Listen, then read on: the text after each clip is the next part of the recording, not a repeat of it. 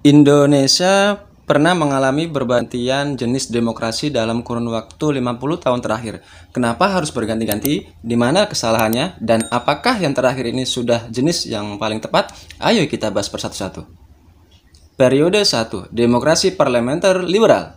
Sistem demokrasi yang satu ini punya ciri sistem pemilu yang demokratis dan keberagaman anggota parlemen pada saat itu dan terdiri atas agama nasionalis, komunis, dan yang lainnya. Setelah kemerdekaan, Indonesia sempat berubah menjadi Republik Serikat. Tapi karena dianggap banyak campur tangan Belanda, maka Soekarno pun merubah menjadi demokrasi parlementer. Setelah melepaskan demokrasi liberal, Soekarno beralih kepada demokrasi terpimpin. Undang-Undang 1950 disarankan dicopot dan kembali kepada Undang-Undang 45. Soekarno mencoba menyeimbangkan antara tentara, komunis, agama, yang akhirnya dianggap menjadi ideologi Nasakom, nasionalis agama komunis. Namun persatuan ini tidak lancar. Fraksi komunis yang semakin kuat membuat kedua lainnya menjadi cemburu. Ya elah, cemburu ya ini ya. Periode 3 demokrasi otoriter. Era ini dikenal dengan dominasi Partai Golkar saat pemilu dan Presiden Soeharto terus berkuasa bersama 32 tahun. Lama ya. Di era 60 tahunan adalah saat Perang Dingin, di mana Soekarno sedang menjaga hubungan baik antara blok barat dan blok komunis. Di Indonesia tidak sama sekali menimbulkan solusi. Tahun 97 krisis ekonomi Asia mengguncang Indonesia. Atas dasar desakan ini, pada tahun 21 Mei 98, Soeharto mengundurkan diri sebagai presiden dan diganti oleh Wapres B.J. Habibie. Periode 3, demokrasi oligarki. Periode demokrasi oligarki dikenal sebagai sistem pemerintahan sampai saat ini. Berarti perjuangan untuk mencapai sistem demokrasi sampai sekarang mengalami banyak sekali pengorbanan dan perjalanannya. Makanya kita sebagai anak muda jangan tutup mata dan tutup telinga. Jadilah masyarakat yang demokrasi, berperan aktif atau setidaknya melek dengan informasi sekitar. Terima kasih, semoga Oke teman-teman, kita lanjut ke materi slide yang bisa teman-teman semuanya download di MyBase. Dalam pertemuan 9 ini tentang demokrasi Indonesia. Pertama kali saya akan terangkan mengenai konsep dan urgensi demokrasi yang bersumber dari Pancasila. Setiap warga negara mendambakan pemerintahan yang demokratis, artinya yang menjamin tegaknya kedaulatan rakyat. Artinya pemerintah itu menjamin sebuah demokrasi yang terjamin juga oleh kedaulatan rakyat tersebut. Hasrat dilandasi pemahaman bahwa pemerintahan demokrasi memberi peluang bagi tumbuhnya prinsip menghargai keberadaan individu untuk berpartisipasi dalam kehidupan bernegara secara maksimal. Jadi, di sini konsep demokrasi itu sendiri sebetulnya sudah memaknai dalam arti demokrasi itu sendiri ya. Yang artinya apa? Bahwa secara demo dan kratos, demos itu kan artinya rakyat, sedangkan kratos kekuasaan. Antara rakyat dengan kekuasaan atau pemerintahan ini harus saling satu padu. Tidak boleh sekedar kratosnya saja, tetapi tidak memikirkan demosnya. Nah, di sini kita tahu bahwa demokrasi itu urgensinya atau konsep dan urgensi di sini mengatakan bahwa saling sejalan dan demokrasi perlu ditumbuhkan, dipelihara dan dihormati oleh setiap warga negara. Harus ada toleransi, itu perlu. Plural, itu juga perlu. Nah, yang perlu diketahui, di Indonesia ini kan majemuk, secara toleransinya tinggi. Tapi, jika ada orang yang tidak mengetahui toleransi, berarti dia tidak mengetahui demokrasi sesungguhnya. Di sini dikatakan bahwa demokrasi ini erat dengan toleransi. Ketika masyarakat itu dilahirkan dalam suatu sistem kedaulatan rakyat atau daerah yang punya adat istiadat atau sakralisme, itu pasti dia mengenal demokrasi karena Indonesia berbagai majemuk adat. Di sini demokrasi perlu disampaikan dan perlu disosialisasikan dengan seksama dengan baik dan benar. Gitu. Oke, lanjut. Langsung ke bagian bawah. Di sini saya terangkan di bagian B, perlunya demokrasi yang bersumber dari Pancasila. Jadi, hingga saat ini kita masih menyaksikan sejumlah persoalan tentang kelemahan praktek demokrasi kita.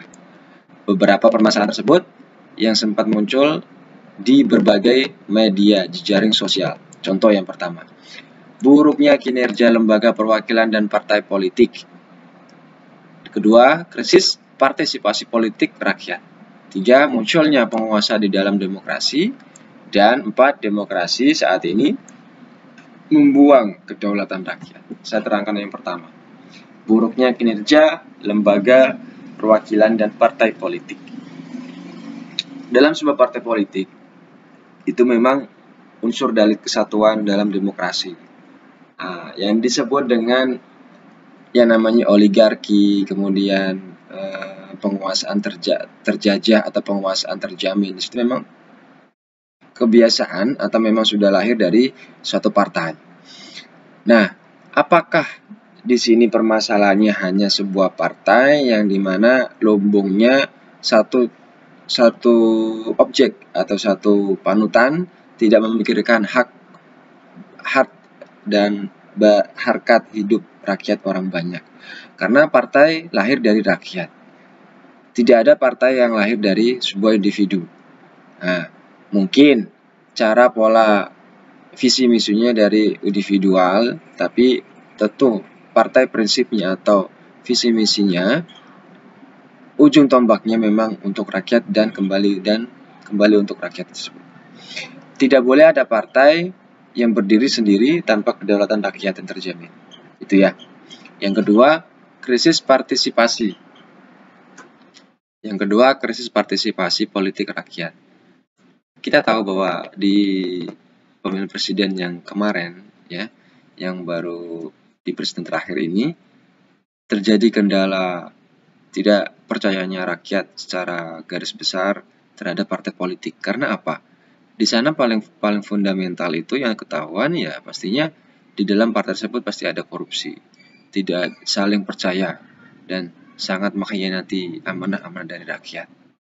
Itu memang ya itu terserah demokrasi dari masyarakat, karena hak pilih itu dari rakyat untuk rakyat dan kembali dan untuk rakyat juga. Itu.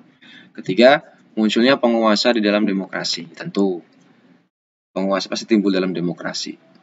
Sehingga dalam sistem presidensial itu pasti ada penguasa, itu presiden itu sendiri. Dan presiden itu lahir dari atau diangkat dari sebuah partai yang memang kedaulatannya memang ditunjukkan tujuannya untuk rakyat.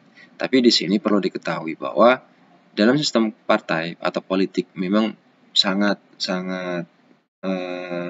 bahwasanya kita tahu harus menjunjung tinggi dengan kelembagaan. Tidak boleh mengkhianati partai itu sendiri maupun rakyat. Kalau menurut saya, mengkhianati rakyat lebih fatal ketimbang mengkhianati partai. Itu menurut saya. Dan keempat, demokrasi saat ini membuang kedaulatan rakyat. Ada sih menurut saya. Kedaulatan makin terjajah dan demokrasi sekarang seakan-akan menjadi sebuah hak bagi pemerintahan saja. Demokrasi berpendapat sangat minim, bahkan ada undang-undang ITE dan lain sebagainya. Itu memang benar untuk menghimbau atau menjaga cara kita bersosial media, mengkritik secara online atau sosmed dengan sopan dan santun. Itu memang iya. Tetapi disinilah perlu kedaulatan rakyat yang tunjung tinggi. Perlu disaring dan perlu diawasi ketika ada pelanggaran hak-hak yang dilakukan oleh rakyat kepada negara atau sebaliknya.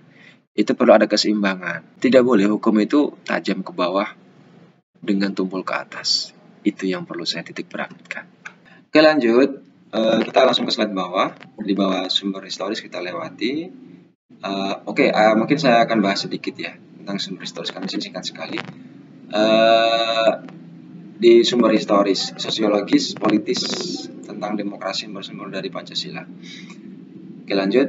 Sebagaimana telah dikemukakan oleh Muhammad Hatta, demokrasi Indonesia yang bersifat kolektivitas itu sudah berurat atau berakar di dalam pergaulan hidup rakyat. Sebab itu, ia tidak dapat dilenyapkan untuk selama-lamanya. Menurutnya, demokrasi bisa tertindas karena kesalahannya sendiri, Tetapi setelah ia mengalami cobaan yang pahit, ia akan muncul kembali dengan penuh keinsyafan. Jadi begini, yang dimaksud Muhammad Hatta di sini adalah jangan mempermainkan demokrasi secara sepihak atau kemunafikan, gitu ya. Karena apa? Setiap ada demokrasi yang diselewengkan, pastinya yang melakukan pelanggaran tersebut akan insyaf dengan sendirinya di akhir masanya, gitu loh. Makanya di dunia memang tidak berlaku hukum karma, tapi keadilan sosial dan hukum alam itu pasti ada. Ketika orang bertindak, memang tidak cepat untuk dihukumin atau divonis. Tetapi ingat bahwa semuanya itu akan diadili secara alam maupun hukum sosial. Tidak ada yang terlepas dari dunia ini, apalagi di dunia yang akan kekal abadi selamanya nanti. Itu. Lanjut. Yang pertama langsung saya akan jelaskan sumber nilai yang berasal dari demokrasi desa di sini. Yang kalimat yang sering kita dengar ya. Oke, demokrasi yang diformulasikan sebagai pemerintahan dari rakyat oleh rakyat dan untuk rakyat merupakan fenomena baru bagi Indonesia ketika merdeka. Mungkin teman-teman kenal bahwa jargon ini atau kalimat fonem ini adalah jargon yang sering kita dengar ketika akan mulai pemilihan presiden. Itu pasti akan keluar. Yang bisa kita kenal adalah keadilan dari rakyat, oleh rakyat, dan untuk rakyat. Atau keuntungan dari rakyat, oleh rakyat, dan untuk rakyat. Atau sistem pemerintah itu digaji oleh rakyat. Dari rakyat dan kembali untuk rakyat. Ini memang jargon-jargon yang terkenal. Tapi yang jelas, ini memang benar, tidak bisa kita salahkan. Karena memang semua demokrasi berdaulat oleh rakyat atau yang didaulat oleh rakyat itu sendiri ya. Jadi semua kembali ke rakyat. Namanya negara, tujuan pertama kali yang inti adalah mengutamakan kedaulatan rakyat atau keutamaan rakyat. Pemerintah pun menjadi pelayan rakyat, jangan dibalik itu. Oke, lanjut. Kedua, maaf di sini. Maaf saya terangkan lagi. Mengenai adanya anasir demonstrasi. Mengenai adanya anasir demokrasi. Anasir demokrasi itu demokrasi yang baru timbul di daerah atau desa. Dalam tradisi desa, kita akan meminjam dua macam analisis berikut. Yang pertama, ini teman-teman bisa paham. Pertama itu ada di Minangkabau. Paham kedaulatan rakyat sebenarnya sudah tumbuh sejak lama ya di Minangkabau dengan kultur Minangkabau pada alur logika keadilan. Jadi di Minangkabau itu dalam demokrasi itu ditentukan oleh logika. Ketika alur oleh kerajaan Minangkabau terdahulu, para penghulu-penghulu, raja-raja pada mufakat dan mufakat pada raja-raja atau pada alur dan patut. Jadi gitu aja, simpel demokrasi zaman dulu, zaman kerajaan. Ketika raja bermufakat dengan para sesepuh ya, kalau sesepuh daerah itu kan tentunya yang patuh dihormati atau yang paling dihormati di daerah. Ketika seorang raja sudah bermufakat sama sesepuh atau para penghulu, itu tentunya rakyat atau pengikutnya pun ikut patuh dengan penghulu. Makanya penghulu atau sesepuh itu kan lahir dari rakyat. Kalau raja itu kan memang fonemnya beda, sekatnya beda dengan penghulu dengan rakyat. Kalau rakyat memang tentunya dia sangat kiblatnya sangat ke penghulunya, gitu ya. Yang kedua, tradisi demokrasi asli Nusantara tetap bertahan sekalipun di bawah kekuasaan feodalisme raja-raja Nusantara. Jadi tradisi kedemokrasi itu memang dari dulu sudah ada dalam kekuasaan Nusantara. Hanya yang membedakan sedikit. Mungkin di sini perlu ditarik ulur bahwa demokrasi itu memang dari rakyat. Walaupun diwakili oleh penghulu maupun oleh orang-orang petuah dari kerajaan-kerajaan maupun daerah-daerah tertentu ya. Oke, lanjut. Sumber nilai yang berasal dari Islam. Sumber nilai yang berasal dari Islam. Di sini saya tekankan bahwa nilai demokratis yang berasal dari Islam bersumber dari akar teologisnya, Inti dari keyakinan Islam adalah pengakuan pada ketuhanan yang Maha Esa, tauhid monoteisme. Dalam keyakinan ini, hanya Tuhanlah satu-satunya wujud yang pasti.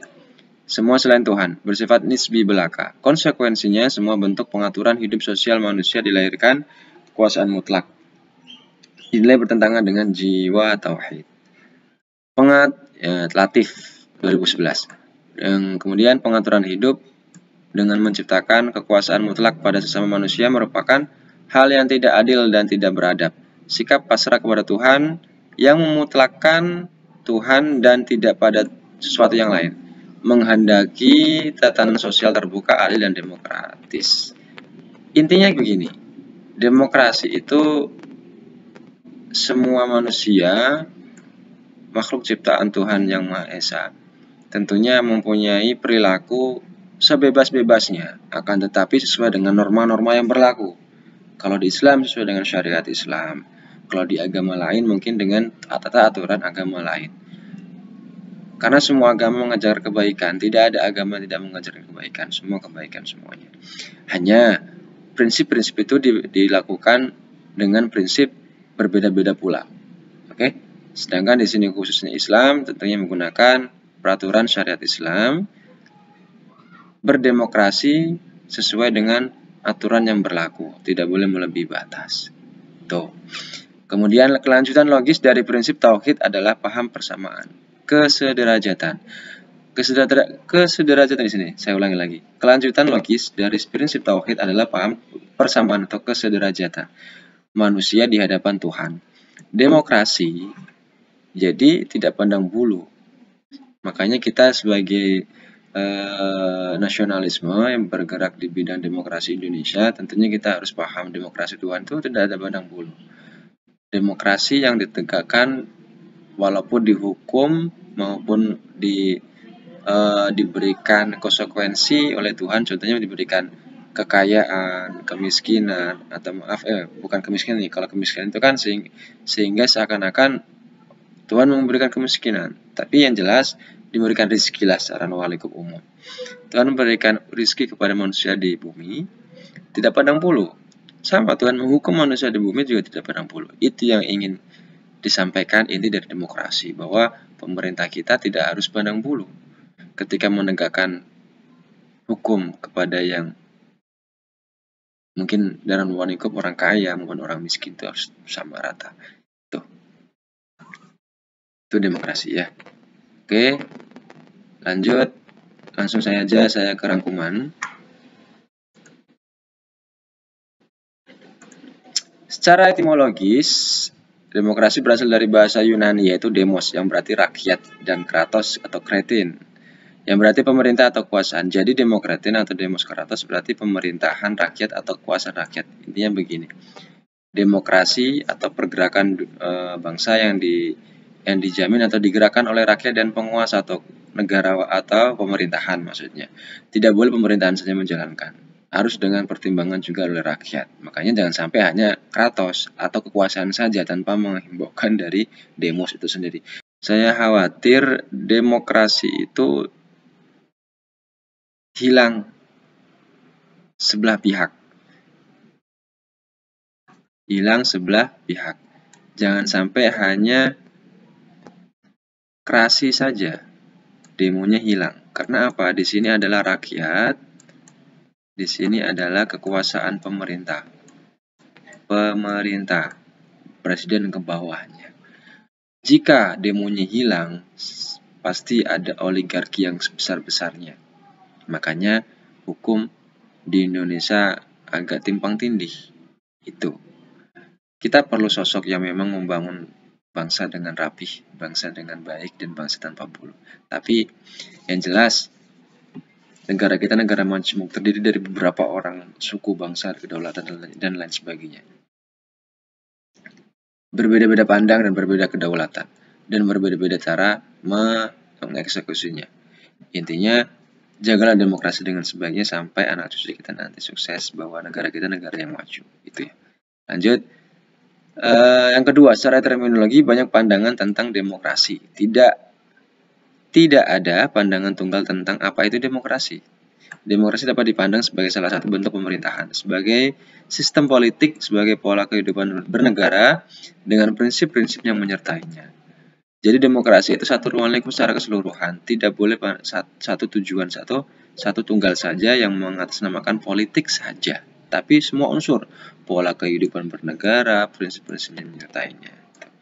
Yang ketiga, berdasarkan ideologinya, demokrasi Indonesia adalah demokrasi yang berdasarkan Pancasila. Sudah valid ya bahwa Pancasila itu merangkum semua kedaulatan di Indonesia.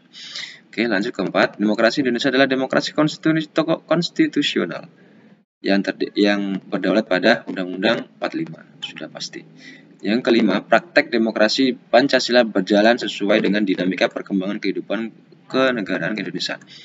Prinsip-prinsip demokrasi Pancasila secara ideal telah terumuskan, sedangkan dalam putaran empirik mengalami pasang surut. Tentu memang pasang surut ya. Ya, intinya demokrasi ini kan banyak yang belum paham di rakyat Indonesia ini kan, banyak yang awam apa sih demokrasi itu gitu loh. Yang jelas perlu sosialisasi dengan secara mendalam dari pemerintah kepada rakyat secara keseluruhan, terutama di daerah-daerah. Yang keenam, terakhir, sebagai pilihan akan pola kehidupan bernegara, sistem demokrasi dianggap penting dan bisa diterima banyak negara sebagai jalan mencapai tujuan hidup bernegara, yakni kesejahteraan dan keadilan. Tentu. Bahkan negara luar negeri, inti dari 6 poin yang poin ke-6 rangkuman ini adalah, bahkan saya ceritakan sedikit. Ada negara luar negeri yang sangat iri dengan Indonesia. Indonesia kok tentram, tidak ada yang saling mengatasnamakan ras, suku, bangsa gitu ya. Sedangkan kita tahu di sepak bola, bahkan sampai gambling, no racism itu kan sangat disuarakan. Indonesia enggak. Indonesia diakui sebagai negara yang mempunyai demokrasi yang tinggi. Makanya di sini negara yang nyaman, negara yang tidak adanya konflik, maksudnya konflik secara besar-besaran dunia ya, itu memang atau mungkin konflik di sini maksudnya konflik internal, bisa dikatakan unsur dari luar negeri maupun internal itu sendiri, karena negaranya sangat mengedepankan rasa demokrasi. Apalagi negara kita negara yang mempunyai banyak sekali adat budaya, katulistiwa sebuah daerah negara itu kan banyak kita dari suku-suku bangsa.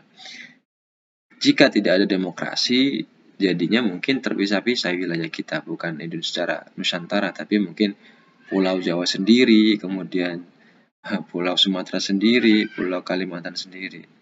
Itu kegunaan demokrasi di Indonesia, menyentuhkan pulau-pulau menjadi suatu negara yang berdaulat. NKRI harga mati. Terima kasih. Sampai di sini semoga menjadi renungan yang baik dan bermanfaat. Mohon maaf saya belum bisa menampilkan gambar saya karena mungkin dalam keadaan masih di luar kota. Untuk minggu depan mungkin ada lagi materi-materi yang akan kita ulas bersama. Semoga menjadi bahan renungan dengan jiwa yang teguhkan. Ingat bahwa demokrasi itu penting. Jadikan demokrasi di keluarga kita masing-masing sebelum kita mencap bahwa demokrasi itu baik di Indonesia. Itu ya. Paham maksudnya ya? Mudah-mudahan dipahami.